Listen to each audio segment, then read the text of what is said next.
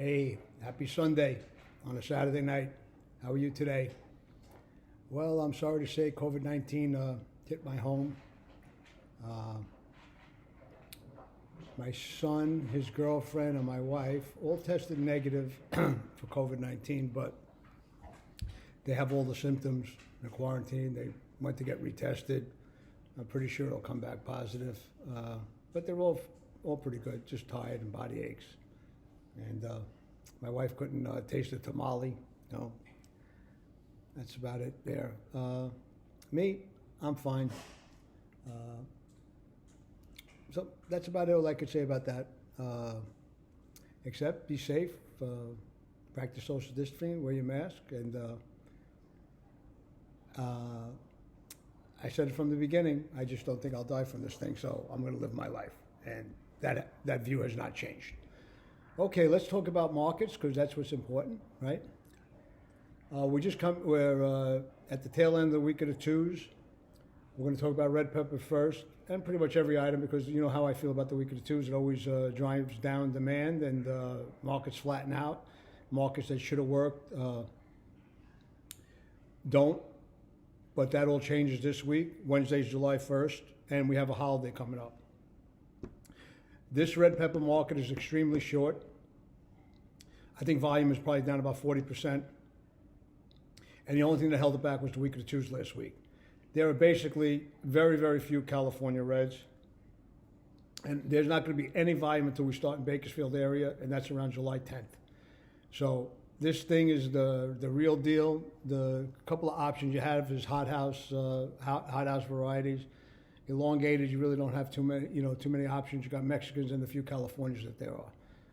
Fortunately, all my customers get covered, so get on my customer list, and my email address is redpepperking@gmail. So to have that email, I got to have red peppers all the time. But this market is anywhere from $20 to $22 FOB, and very, very short. I think at the terminal level, 26 should be the bottom, maybe 24, 26, but this market based on demand after Wednesday easily could be $30 on 15 pounders, $30 plus on choice. Choice are as high as 24 to 26.95 FOB on California. It's a little less out of Mexico. And this market's going to stay like that until we get into some volume in Bakersfield, which is probably not going to be till mid to late July. So take that to the bank. Mangoes, I'm going to be heavy on our tufos this week. That market is stronger. A lot of big players don't seem to have the volume that I have. So if you want me to be your mango supplier, I have them. And the loads are basically coming in 70% Artufos, 30% colored mangoes. And yeah, you got to take the colors to get the Artufos. That's just the way I roll. All right, but that market seems pretty good going forward, and I have them. Roma tomato seems the closest we get to July every year, the better they work, and this year it doesn't seem any different. Again, the week of the twos backed it off a little bit towards the end of the week, but basically that $12 to $14 range is good, and I think it's just going to get stronger as we get into the summer. Cukes are another great item. I told you last week, 18 for the better labels and the better stuff.